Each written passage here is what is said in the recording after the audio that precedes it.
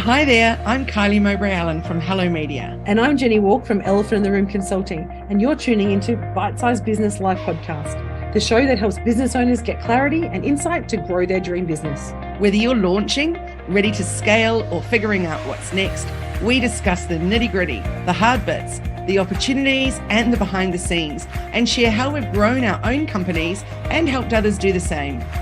We're glad you're here. This is Jenni Walk from Elephant in the Room Consulting, and I'm with Kylie Mowbray-Allen from Hello Media, and you're tuning into Business Bite-Sized Life Podcast, the show that helps business owners get clarity and insight to grow their dream business. Whether you're launching, ready to scale, or figuring out what's next, this podcast is for you.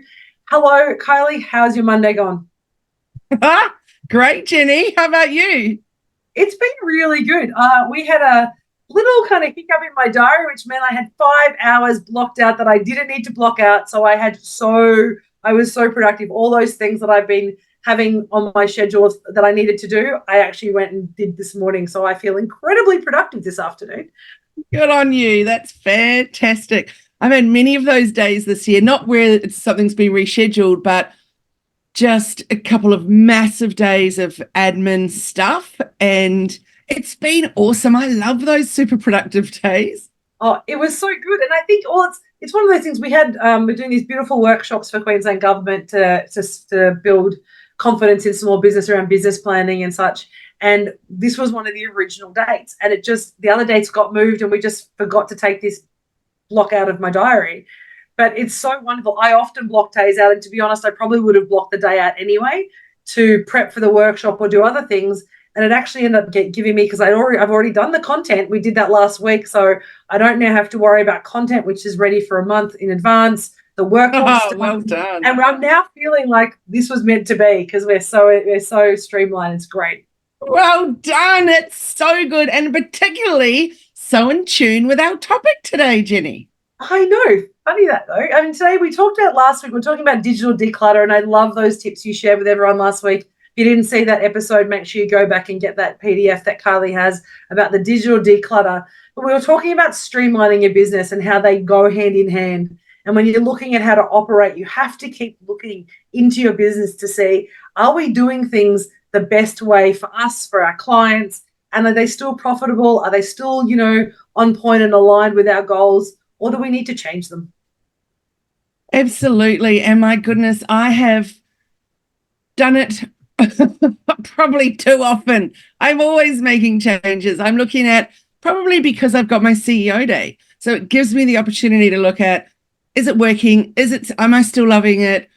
Could I do it better? So probably I make too many changes, but really I like change. Change is as good as a holiday. So one of my recent changes, for example, is with my Shine Online Hub, which is the low-cost monthly membership. I just went, you know what? We need to not just learn things. We need to do the things. So I've now just added a 2-hour session each month called the Content Hub, where it's all part of your Shine membership, but you jump in there and we actually create the content together. So by rights, they should have a good few weeks worth of stuff there ready to go and schedule. Oh, that's awesome. I love that. You and I love that process of when we run workshops or coaching, that we love people to have time to do them. So that's why we always love a good workbook, whether digitally or printed. I'm moving to the digital kind of model as you're doing, as you have done for many years. But I love that idea of, don't just go to a workshop and learn, do the work while you're there. It stops that, Yes. what Stephen Pressfield calls the resistance. Learn lots of things, take my time and never get to it. We've talked about it before. You and I have many, many courses. I'm pretty sure there's a great one about Instagram photography that you and I signed up for 18 months ago that we still haven't done, because we get so excited and then we don't get time to plan them. So I love that. If you get it, do it straight away. And that's part of that streamlining thing, right? Yeah, but one of my biggest issues, Jenni, and I have also bought many, many, many courses and not done them.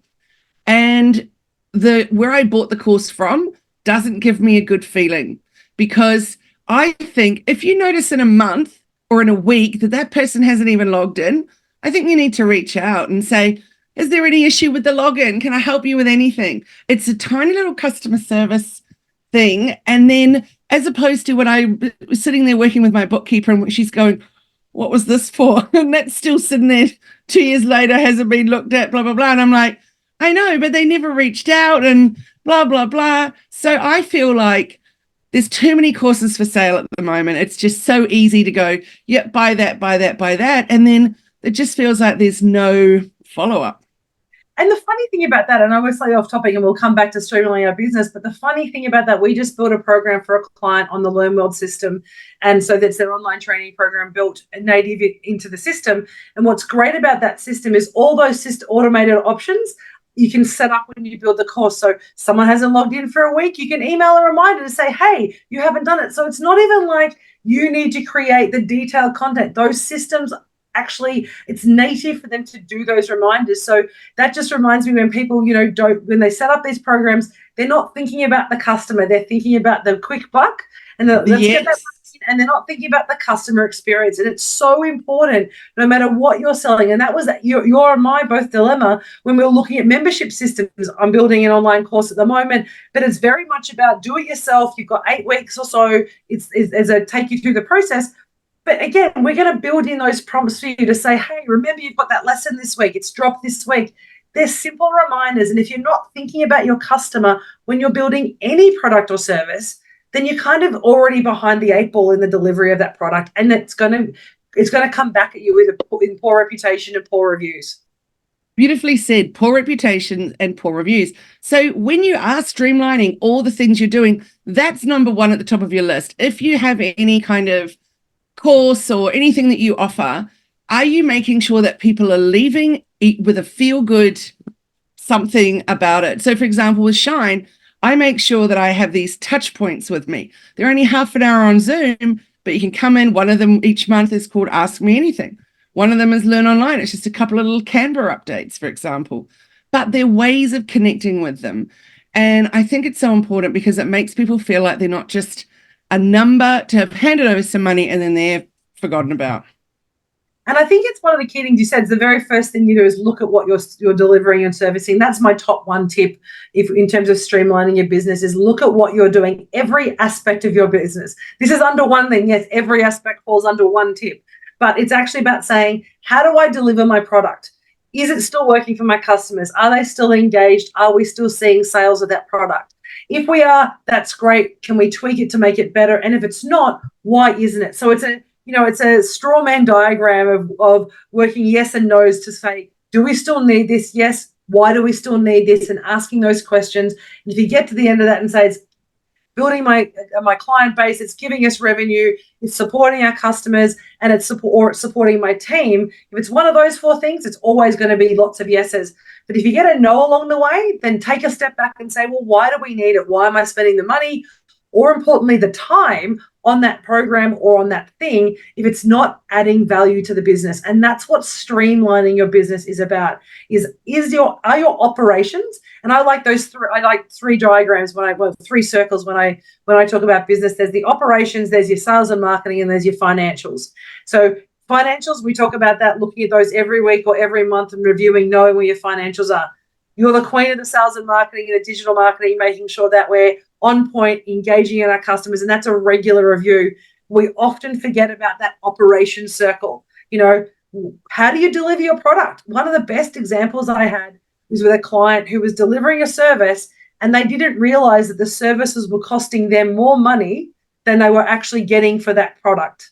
Because they started the product saying, this is what I'm going to charge. It looks really good. And then when we did the numbers, they were losing about $10 per client per month. Oh, because dear. The amount of time they put into it, because they hadn't factored in their virtual assistants or their administration time or the invoicing and all these other things, because it just sounded like a good number, right? We see so many people with that pricing. Oh, it looks good. I'll charge $49. That will cover my cost. But hang on, what is your cost? So that's the operation. Streamlining your business is about looking at every aspect of your business operations and asking it, is it working for me? Do we still want to do it? If yes, how do we tweak it? And if no, how do we improve it or let it go? And, also I want to add to that, what about the new opportunities? So, for example, with Shopify, before, if you wanted to have bundles, you needed to, bundling up your products, you needed to have an app and blah, blah, blah. Now Shopify have got this great bundle app, and you can do it all within its own interface. Awesome. The other, so then, that's saving you money, boom, losing that other bundle app. Another one of the finally introduced subscriptions. There's huge amounts of updates for Shopify this quarter. So good. But that's a really cool one, is the subscriptions. So it's always worth keeping an eye out and keeping an ear out for what's new and what's changing. I'll give you an example with Keep. We used to create landing pages on our website, but sometimes they didn't fit exactly what we needed, so we'd use other platforms, etc. Now within Keep, now you can do a landing page, and it's awesome, but also it means that because it's our CRM, then all the information that we're grabbing is going straight in there. Now, I'm a huge fan of Calendly. I will always recommend Calendly to people, but I've just got rid of my subscription. After 4 years of being a big fan, I'm still a fan, but now Keep, we can do our the same as what we could do in Calendly, but in Keep. And of course, there's no need for extra zap this and zap that, or get one of my team to grab this, etc., because it's all sitting in the CRM. So maybe it's time for you to look at what you're doing and get a CRM, for example. Maybe that's time.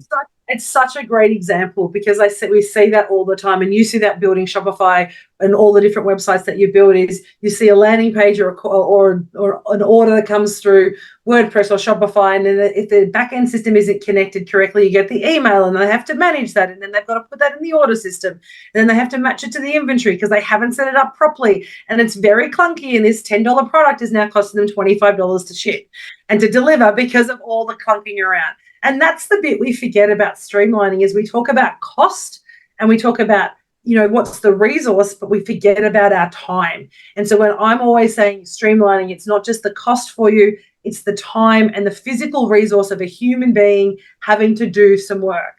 And that human being could probably use their time better to build your next landing page like on Keep, or build your next downloadable, or connect out to your customers and say, hey, how are you going, and write your next blog or email. So looking at how your individuals within your organization, your team, are being utilized is so important, because every dollar you spend on their wage should be giving you some form of ROI in terms of efficiency, effectiveness, engagement, morale, culture, all those things. But we don't think about the kind of human element when we think about operations, and it's so critical for success. Beautifully said. And there's so much panic at the moment going on for people worried they're going to lose their jobs as AI can do more and more, et cetera, et cetera.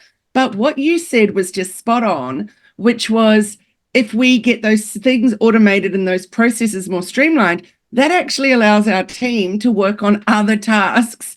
So it's not that they've not got a job anymore. It's that we've done such a better job of that, we can actually get them involved in other areas, which is where we need the people, and so that's really exciting, I think. So, yeah, I think rather than looking at it negatively, we can go, wow, awesome possibilities there. The second tip I really want to share that also is around when you look at your product and services, and we used the example kind of before the call around when COVID happened and you pivoted from doing face-to-face delivery to a fully online system, which you did out of necessity during that COVID period. But reflecting now, you also recognize it's more productive, it's more efficient, it's more cost-effective for you, and you get to serve way more clients because you're not taking 3 to 4 hours a day traveling.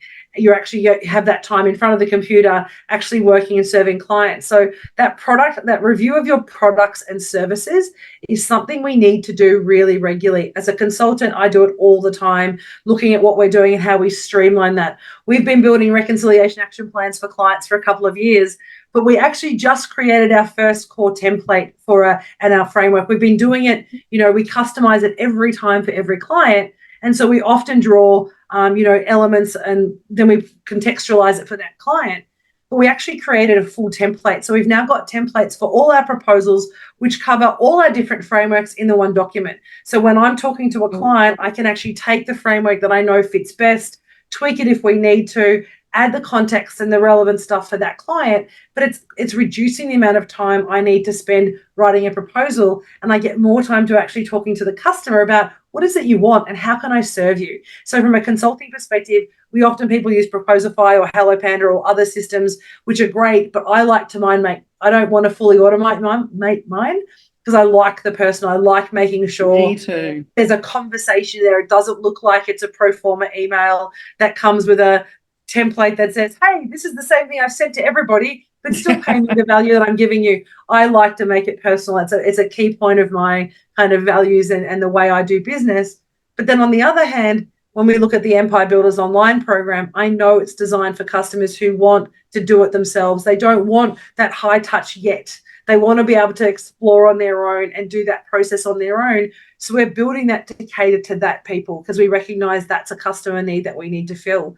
And so I think whatever product and services, whether you're selling consulting, a physical product, think about your customer, think about your process, and still check that it's what your customers are looking for, because otherwise it's that kind of Kodak model, right? Where we convince ourselves that everyone's going to need film cameras till the day we die. And then we go out of business because suddenly our market has shrunk to 2%. And so we need to kind of keep reviewing those things all the time. Or we've still got a DVD store. Yeah, exactly. I love a DVD store. There's something like retro. I feel like I shouldn't have thrown my CDs out on my last move because I feel like there's going to be a resurgence of old technology. We just bought, my partner had his birthday last week, and his son and I bought him a Sega Mega Drive, which, because it was one of the first games, or the first game that he bought when he was a young man, and so NBA Jam was the first game he bought. So we went retro and bought him an old school Sega Mega Drive to kind of, a bit of reminiscent. We now need to buy an adapter and some other things to make it work on a modern system. But sometimes retro is okay, but just make sure that it's still serving a purpose and a niche. Totally. Look what's happened to records. Exactly. I know. Records are insane. So I think the key thing about streamlining your business is when you're thinking about your business from finance, marketing, and operations, spend an equal amount of time on your operations as you do on your marketing and your sales, whether it's monthly or whether it's quarterly. Even a just quick check-in to say how things have gone this weekend, were there any hiccups, can we streamline it? And if we do it as part of our daily or weekly habit in the business, it means you're going to actually uncover stuff before they become big issues. You'll see the hiccups before they become giant potholes. And that's what we're trying to avoid, right? We don't want you to kind of go, oh my gosh, what just happened? We had a few potholes recently in our business. So I think maybe it's front of mind for us where we go, oh, there's a thing that's falling through the gap over there. How did that happen? How do we fix it? And if we've caught it early enough, so it's great. But we need to also make sure, how do we continue to do that as a weekly habit for your business? And it's creating good, productive habits that serve you and serve the business. It also reduces your stress, right? I don't want to be stressed every day about what did I miss. I don't want to come into work on a Monday and go, holy crap, what just happened? I want to, keep abreast of it. I couldn't agree more. And so, yes, 100%. Have your systems laid out, clear, you know what you're doing, and then audit them and see, do I need to streamline things here? Awesome, Jenni. Beautiful chat with you, as always. I love a good chat about systems and processes. You know that clarity is the answer to everything, and that's what this audit does for you guys. So I hope that served you guys today. Thank you so much for tuning in to our episode of Bite Size Business Life podcast. Kylie and I love sharing our weekly chats with you. Be sure to subscribe and follow us so you don't miss any future episodes, and also go back and check some of our older ones if there's something that resonates with you. Look forward to seeing you next week, Kylie. Thanks, everyone, for tuning in, and we'll see you next time. Awesome. Thanks so much. Bye-bye. Bye for now.